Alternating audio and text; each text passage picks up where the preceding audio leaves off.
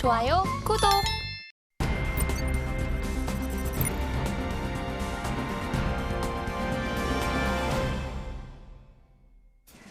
네, 나스닥 선물 차트 살펴보시겠습니다. 어제 소매 판매 고용지표 발표 이후에 상승했던 나스닥 선물인데요. 오늘은 6거래일 연속 상승으로 피곤한 탓인지 일봉상 파란불을 켜고 있습니다. 개장 전 9시 54분경에는 19,447선까지 내려가기도 했고요. 개장 이후에도 뚜렷한 추세 보이지 못하고 횡보하는 흐름 보여지는 가운데 현재 시점에서는 0.4% 정도 하락한 19,504선 지나가고 있습니다. 자, 그러면 나스닥과 관련한 이슈도 체크해 보겠습니다. 네, 이제 이번 주에 주요 지표들이 발표가 됐고 또 다음 주에 잭슨홀 미팅을 앞두고 있는 가운데 글로벌 금융기업 UBS에서 주장한 내용 살펴보도록 하겠습니다. Powell to lay out case for orderly September rate cut at Jackson Hole next week. 즉 파월 의장이 잭슨홀 미팅에서 금리 인하가 질서 있게 이루어질 것으로 강조하며 0.5%의 빅컷 전망을 일축할 것이라는 주장이 되겠는데요. 여기에서 질서 있게 이 오럴리란 뜻은 0.25%포인트 금리 인하를 의미하는 것이며 파월이 직접적으로 금리 인하가 계속될 것이라고 언급하지는 않겠지만 UBS는 남은 세 번의 FOMC, 그러니까 9월, 11월, 12월 세 번의 FOMC 회의에서 모두 다 0.25%포인트 금리를 인하할 것으로 예상한다고 밝혔습니다. 현재 인플레이션이 둔화하고 있지만 주거비 등 일부 부분에서 여전히 높은 수준을 기록하고 있기 때문에 연준이 B컷보다는 베이비 스텝을 더 선호할 것이라는 주장인데요. 관련해서 마스터님과 이야기 나눠보겠습니다. 네, 마스터님, 네. B컷에 대한 이야기가 나오다가 쑥 네. 들어가고 0.25%포인트 인하한다. 이제 이 얘기가 나오기 시작했습니다. 네. 마스터님도 동의하시나요? 네, 지난주에 나와서 제가 말씀드리지 않았나 0.5%는 파월 가문의 수치가 될 수도 있다고 말씀을 드렸었습니다. 네네. 지금 오히려 0.5%를 내리게 되면 시장에서는 더 불안해할 수 있는 여지가 있는 거고 네. 원래 올릴 때도 0.25%, 내릴 때도 0.25%를 차근차근 올리고 내리는 게 일반적인 모습이라서 만약에 0.5%를 내린다 그러면 아마 시장이 발작이 날 수도 있습니다. 네, 우리가 자이언트 스텝, 빅 스텝 아시죠? 올렸을 때 0.5%, 0.75% 올렸을 때 증시가 쿵 했다가 또 올라오고, 쿵 했다가 올라오고 그런 모습을 보셨으니까 지금 다들 경기 침체 하시는데 그건 좀 오버한 거 이제는 다들 아마 인지를 하셨을 겁니다. 아직 그걸 인지 못 하셨다면 그냥 주식이든 해외 선물에 투자를 하지 마시고 그냥 기다리시는 게 좋지 않을까. 지난주에 이렇게 이 자리에서 말씀드렸었죠. 한 15%, 17% 정도 조정은 1년에 한 번 정도 있는 거고 때마침 지금 이 타이밍이 조정이 왔고 모든 데이터들이 안 좋게 나왔고 그것들을 다 소화해 나가는 과정이고 그 지난주에 나왔던 저점이 저는 저점이라 그러니까 찍었던 그 뾰족한 그 침 저점이라고 저는 보고 있었다고 그렇게 돼서 지금 거기를 딛고 올라온 상태입니다. 그럼 앞으로는 더 올라갈까? 그렇지는 않습니다. 이제 파월 의장이 또 이제 한 번씩 일을 내잖아요. 가끔 한 번씩 일을 냅니다. 안 좋게도 일을 내고 좋게도 일을 내고 22년도에는 안 좋게 일을 냈죠. 이제 우리 인플레이션을 때려잡겠다고 막 말을 하고서 금리를 막 있는 힘껏 올렸죠. 힘 다닌 데까지 올리고 작년에는 좀 금리를 내려줄까 하고 두 손 모아 기도했는데 그냥 좋은 말만 하고 갔습니다. 아주 좋은 말만 하고 갔고 이번에 잭슨홀 미팅에서는 그럼 0.5%를 내려줄 거를 보느냐? 시장에서는 그렇게 보고 있지 않습니다. 페드워치 포털 치시면 나온다 했죠, 한글로. 페드워치를 보시면 0.5% 이하로 갔다가 다시 0.25%로 돌아왔죠. 네. 정상적인 스텝 아닐까. 너무 빨리 내려도 문제고 너무 안 내려도 문제. 만약에 안 내리게 된다 그러면 이번에 좀 문제가 좀 생길 것 같습니다. 파산하는 속도가 지금 예전 같지 않거든요. 더 빨라지고 있습니다. 중소기업들이. 그런 부분들도 있고 실제로 우리끼리 좀 그렇지만 우리가 얘기를 하면 M7 미국 시민들 입장에서 미국의 M7이 잘 나간다고 미국 시민들이 삶이 나아지는 게 아니거든요. 그렇지 않습니까? 여러분들 삼성전자 잘 나간다고 여러분들 삶이 나아지십니까? 아니거든요. 중소기업들, 하청업체들 우리나라를 말하면 그 업체들이 좀 잘 돼야지 되는데 중요한 건 민생과 관련된 하청업체들이 다 이제 쑥대밭이 돼가고 있는 상태에서 금리를 만약에 아직도 지고서 안 내려준다. 그럼 같이 죽자는 얘기죠. 그렇게 되면. 그래서 아마 내려줄 건 같은데 0.25씩 내릴지 그건 상황을 봐야 되지 않을까. 엔캐리 문제로 크게 한번 요동쳤을 때 몇몇 학자들, 애널리스트들은 0.5로 내려야 된다. 내가 진즉에 내리라고 하지 않았냐. 막 오만간 했제 막 그럴 때, 네, 그 지금에서 뭐라 그러나요? 0.25%가 나은 것 같다. 이제 다 그렇게 기결이 된 것 같습니다. 그래서 지금 러셀 2000 같은 경우에도 반등이 나오고 있죠. 예, 금리에 가장 민감한 중소업체들이니까. 그래서 파월도 이번에 무슨 말을 할지는 모르겠지만 아마 데이터를 보고 결정을 한다고 그 말을 하겠지만 또 그 연중 인사지 않습니까? 연례 인사라서 그 말 하겠지만 아마 금리 인하로 가지 않을까. 네, 그렇게 보고 있고 0.25%. 그럼 투기성 투자성 자금들이 우리나라만 해도 이제 500조, 600조가 이제 대기를 하고 있는 거고 미국도 마찬가지죠.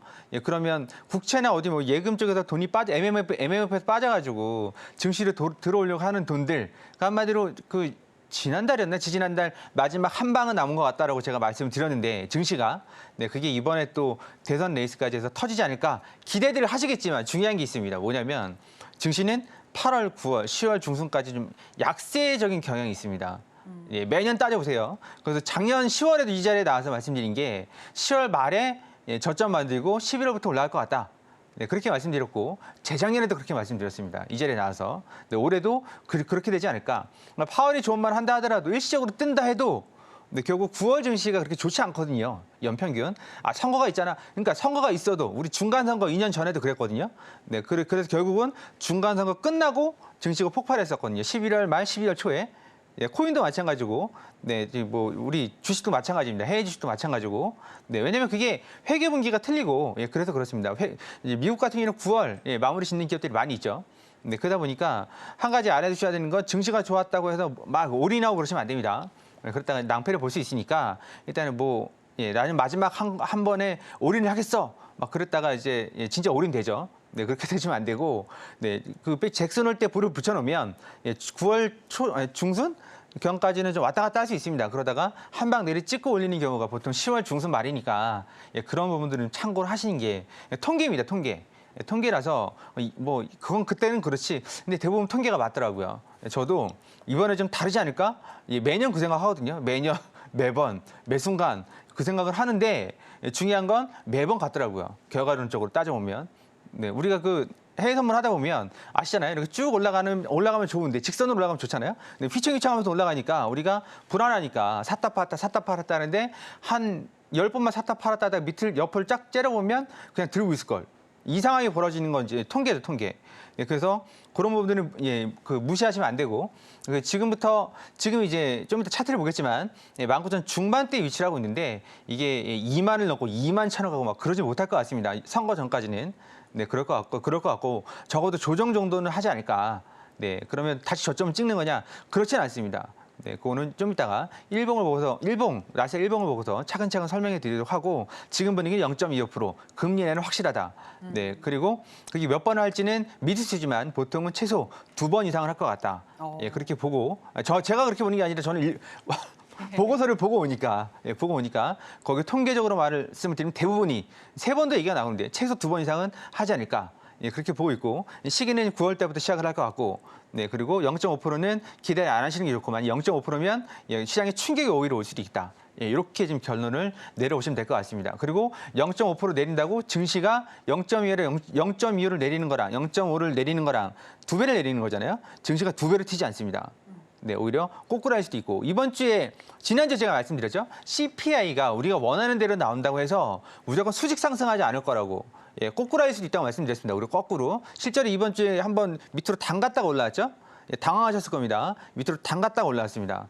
네, PPI도 생산자 물가지수도 마찬가지예요. 낮아졌는데 기준보다 낮아졌는데 그게 한번 담갔다가 올라왔다는 거. 예, 마찬가지입니다. 금리도 내렸을 때 0.25%면 크게 문제는 안 되겠지만 만약 0.5%를 내리면 담갔다가 올라오는 수준이 아니라 담가버릴 수도 있습니다. 순간적으로.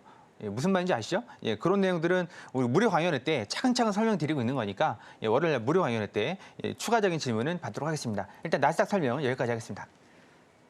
네, 현재 금리 인하는 확실히 할 것으로 보이고 빅스텝보다는 베이비 스텝으로 올해 2번 정도 할 것으로 보인다라고 예측을 해주셨는데요.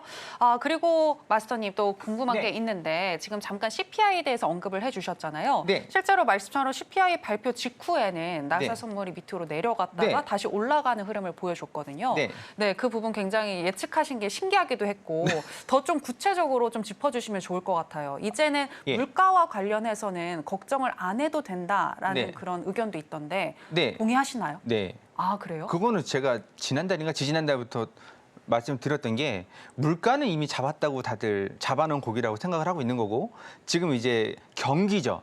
경기 또는 실업률. 예, 고용과 관련된 겁니다. 네. 예, 왜냐하면 지금 물가는 자연적으로 지금 내려오고 있는 상황이고 더 이상 내려오기 힘듭니다. 그리고 말씀드렸던 게 연준이 2%를 원하는 이유가 뭐죠? GDP가 2% 성장이니까 네, 2% 정도 인플레이션이 있어도 쌤쌤이 된다는 얘기죠. 간단히 얘기하면 우리가 성장하는 만큼 물가는 올라갈 수 있어. 네, 이렇게 보고 있는 관점입니다. 대충 2% 찍은 게 아니라 예, 그러면 지금 물가가 만약에 낮게 나온다. 지금 우리가 자라를 보고 놀랐는지 소뚜껑을 보고 놀랐는지 모른다고 지난주에 말씀드렸죠. 그리고 또 하나는 CPI가 2%딱 도착했을 때, 도달했을 때 금리를 내리면 이게 시간차가 있거든요. 가는데, 여파를 미치는데. 그래서 여기서 말씀드린 건 한 2.33% 정도 내려오면, CPI가 내려오면, 적어도 2.35%, 3%, 5% 정도 내려오면 금리 인하를 하지 않을까. 또 금리 인하를 계속해서 하지 않을까. 왜냐하면 이게 도달하는 시간이 있는 거니까요. 그럼 CPI도 마찬가지로 낮게 나왔단 말입니다. 낮게. 그러면 제가 많이 낮으면 낮을수록 쇼크가 클 수 있다고 말씀드린 건 시장이 지난주에 이제 한 말씀으로 딱 요약을 드리면 나 살아있어. 나 살아있어를 증명하는 뭐가 필요하다고 말씀드렸는데 CPI가 높게 나오든 낮게 나오든 증시는 올라갈 거였습니다. 예, 어차피 계속 말씀드리잖아요. 답은 정해져 있다. 예, 어차피 NKD뿐만 아니라 경기 침체가 아니라 경기 침체 우려. 경기 침체 공포 때문에 쏟아진 증시이기 때문에 그것만 해소되면 원상태로 간다. 그 원상태가 어디냐? 지금 자리죠. 19,600, 2만 사이. 예, 그러니까 지금부터 횡보할 수 있다는 얘기입니다. 왜냐하면 빠진 게 다 올라왔거든요. 네, 그런 겁니다. 네, 그러면 그 부분을 좀 보신다 그러면 예, 앞으로 모든 데이터가 나온다 하더라도 좋게 나온다 하더라도 시장이 변덕스럽기 때문에 한번 좀 쿵하는 거죠. 쿵. 야, 아니지 않나? 예, 그럼 나 살아 있어. 이걸 보여주는 게 그 마이너스면 절대 안 되는 거고, 예, 우리가 원하는 답이 나온다 하더라도, 네, 좀 뭐라 그럴까, 좀 경기가 좀 위축되는 부분? 솔직히 우리가 살면서 인플레이션이 낮아지면 안 됩니다. 인류 역사상 인플레이션이 낮아지고 쭉쭉 빠지는 건 경기 침체 위기 때밖에 없었거든요. 예, 중국 같은 경우에 지금 디플레이션이잖아요. 올라가는 게 아니라 내려가고 있고, 이제 연준에서 원하는 건 디스인플레이션입니다. 한마디로 올라가는 속도가 더뎌지는 거. 예, 그리고 완전히 내려가지 않는 거. 예, 물가는 오릅니다. 물가는 5년 전 짜장면 값하고 지금 짜장면 값하고 다르고 5년 전 그 햄버거 값하고 지금 햄버거 값하고 다릅니다. 5년 전 김밥하고 지금 김밥하고 다르고 가격은 같더라도 무게가 다르죠. 네, 여러분들은 못 느끼시겠지만 무게가 다릅니다. 물가는 오릅니다. 중요한 건 물가 상승률을 지금 잡겠다는 얘기거든요. 물가 상승률. 예, 그래서 디스인플레이션 서서히 잡겠다는 얘기입니다. 그래서 뭐가 나와도 시장은 올라갈 거였지만 중요한 건 차익 실현 아니면 걱정스러운 우려스러움 그런 걸로 차익 실현이 나온 겁니다. 그 얘기는 곧 잭슨홀 알고도 맞물려 돌아가는 거죠. 무슨 얘기냐면 잭슨홀 때 파월이 0.25% 내린다고 확정적으로 말을 하지 않을 겁니다. 네, 그 파월이 확정적으로 말한 경우는 없습니다. 항상 두리뭉실 빠져나갔지. 그럼 내린다는 시그널을 주더라도 한번 말 한마디 한마디 증시가 막 급등락을 할 수 있는 거죠.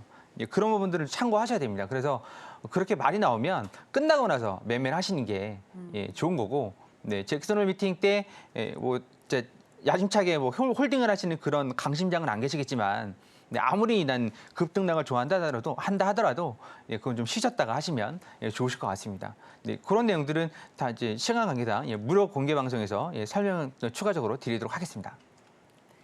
네, 물가는 당분간 걱정 안 해도 될 것 같다라고 얘기해 주셨고요. 또 당분간은 19,600에서 2만 선 이 가운데에서 횡보장이 펼쳐질 수 있다라고 보셨는데요. 일단 그렇다면 오늘 장에서는 또 어떤 전략 가지고 가야 할지 알아보도록 하겠습니다. 자, 마스터님 팻말 준비해 주시고요. 네. 하나, 둘, 셋, 빠밤. 네, 매수 사인 주셨습니다. 네, 오늘 왜 매수일까요? 아직 좀 올라갈 길이 좀 남아 있고.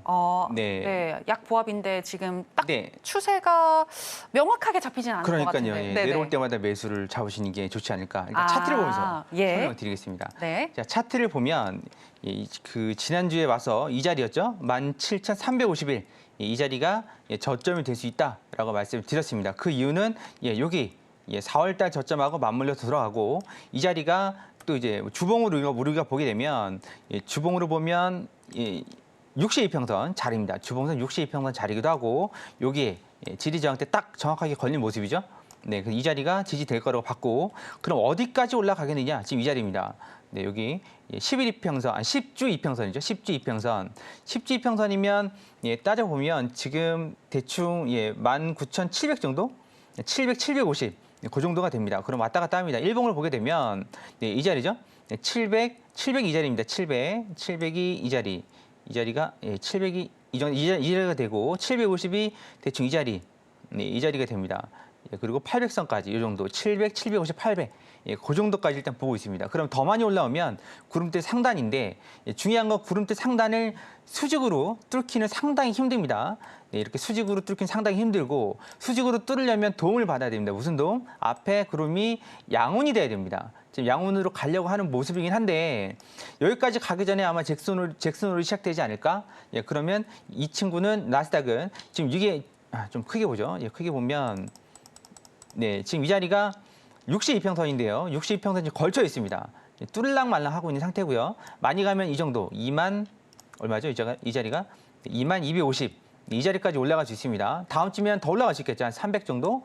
300 정도 올라갈 수 있겠지만 근데 지금 이 자리에서 일단 횡보를 좀 거쳐야 되지 않을까? 네, 2만 선까지 750, 800 거기서부터 지금 자리까지 62평선이 지금 얼마죠? 540이네요. 540, 550부터 한 200포인트 정도 좀 조정을 거쳐야 되지 않을까. 너무 가파르게 올라왔고 또 이제 중요한 62평선을 한 방에 뚫는 글쎄요. 내려갈 때 한 방에 못 뚫고 내려갔는데 네, 뚫고 다시 지지받고 내려갔잖아요. 네, 이걸 또 뚫는다 그러면 다시 한번 지지를 받을 텐데 이 자리를 오늘 금요일 날 글쎄 그건 쉽지 않아 보입니다. 그래서 좀 조정을 좀 받고 가지 않을까. 네, 그럼 그렇게 좀 보고 매수 있습니다. 타점이 오늘 같은 경우는 정확히 네, 보도록 하죠. 디테일하게. 네. 이제 우리는 일목균형표로 주로 보고 있고 ADX하고 플랜 ABC로 매매를 하고 있는데 내려오면 이 자리입니다. 여기 지금 표시를 해드렸죠. 여기 450, 475 그리고 500인데 500은 좀 잘 안 보이네요. 이제 500은 일단 패스하고 올라온다 그러면 이 자리입니다. 640, 650. 670이죠. 680 그리고 700, 750에서 일단 매도를 보시면 될 것 같고 네, 600도 매도 자리가 되긴 하는데 중요한 건 지금 있는 자리들은 고정이 되어 있는 마디가입니다. 마디가는 가로 지지 저항선이거든요. 그거는 일시적으로 뚫리기도 하고 네, 그런 모습이 있기 때문에 가장 중요한 건 앞에 있는 구름대를 방향을 삼아서 네, 그리고 구름대를 이용한 일목균형표로 매매를 하시는 게 좋으실 것 같습니다. 이런 부분들은 무료 강연에서 무료로 다 설명을 해드리고 있는 부분이니까 네, 그렇게 좀 차트를 좀 유연하게 보시면서 대응하시는 게 좋지 않을까. 네, 그렇게 좀 보고 있습니다. 네, 이렇게 일단 이 구간에서는 이렇게 마무리하도록 하겠습니다. 네, 횡보장에서도 충분히 수익 날 수 있는 전략에 대해서 짚어주셨습니다. 19,450에서 475, 500선에서 매수 사인 주셨고요. 그리고 그 이후에 올라오게 되면 19,680, 19,700, 19,750선에서 매도해보는 게 좋겠다라고 전략을 주셨습니다. 자, 그리고 맞선님 짧게 제가 하나만 또 질문 드리고 싶은 게 있는데 지난번에 120일 이평선 위로 올라오게 되면 주식이든 뭐 선물이든 다 매수해도 된다라고 얘기하셨는데 아직까지 그 선은 안 온 건가요? 여기 지금 보시면 네, 왼쪽 볼게요. 네. 네, 이 파란 선이 122평선입니다. 네네. 네, 120평선을 올라오니까 그냥 쭉 가죠. 네. 지지받고 가고 네, 여기서 또 보시면 쭉 갑니다. 그냥 쭉 가서 결국 네, 여기나 여기서 이탈할 때 매도를 들어갔으면 또다시 수익이죠. 이 파란 선이 120평선이에요. 네. 네, 그럼 지금은 뭐냐? 지금은 120평선을 올라갔죠. 네, 그러면 떨어질 때까지 그냥 홀딩하시면 되는 겁니다. 그래서 이 얘기는 저만 하는 건 아니고 네, 좀 이렇게 좀 내공 있으신 분들은 선 하나 긋고 매매하는 건데 그 선이 보통 122평선. 그럼 지금 같은 경우에는 공격적인 매수는 하면 안 되고 가지고 계신 분들은 지금 공격적인 매수를 선물 입장에서 하셔도 되죠. 왜냐하면 이게 앞구름이 저희 차트 볼게요. 이 앞구름이 양운, 네, 그다음에 122평선 이렇게 돼 있고. 근데 한 가지 조심하셔야 될 건 여기서 62평선이 녹색이거든요. 62평선이 이렇게 해서 120평선을 뚫어줘야 됩니다. 62 평선이 추세선이에요. 네. 네, 그래서 62평선이 녹색선이 뚫어줘야 되고 그래야 122평선도 같이 돌고 이 앞에 양운도 같이 올라가는 겁니다. 네, 그렇게 올라가는 거. 원리는 그렇습니다. 이평선 원리는. 그래서 어떤 분들은 522평선 매매를 쓰시긴 하는데 522평선 매매를 쓰면 그 컷이 되게 많이 나가요. 왜냐하면 단기 이평선들로 쓰다 보니까 오르락 내리락 하면서 골든데드 막 그렇게 나오는 거고 실제로 쓰시려면 우리 가족분들한테 말씀드리는 건 10, 62평선 를 쓰시라고 말씀드립니다. 왜냐하면 이게 MACD를 구성하는 거거든요. MACD를 구성하는 게 MACD가 가운데가 62평선입니다. 가운데가 62평선. 네, 그리고 여기서 왔다 갔다 하는 이 파란색 선이 12평선, 시그널선이 12평선이에요. 그래서 위로 올라가면 정배열이 나오는 겁니다. 12평선이 62평선을 위로 뚫으면 정배열이 나옵니다. 우리가 그토록 원하는 정배열. 꿈에도 원하는 정배열. 거꾸로 뚫으면 밑으로 내려가면 역배열입니다. 매도를 쳐야죠. 예, 우리가 그렇게 먹고 싶어하는 역배열. 화장실도 못 가는 역배열. 그리고 나올까 봐 눈도 못 떼는 거죠. 네, 그래서 그 역배열. 정배열, 역배열 초기가 12평선이 60평선을 뚫을 때 그게 MACD를 위를 뚫을 때입니다. 네, 이때 120평선은 60평선이 120평선을 뚫게 되면 바로 홀딩하고 있어야죠. 홀딩하고 있어야 됩니다. 522평선보다 62평선 관계에서 쓰는 게 신뢰도가 훨씬 높습니다.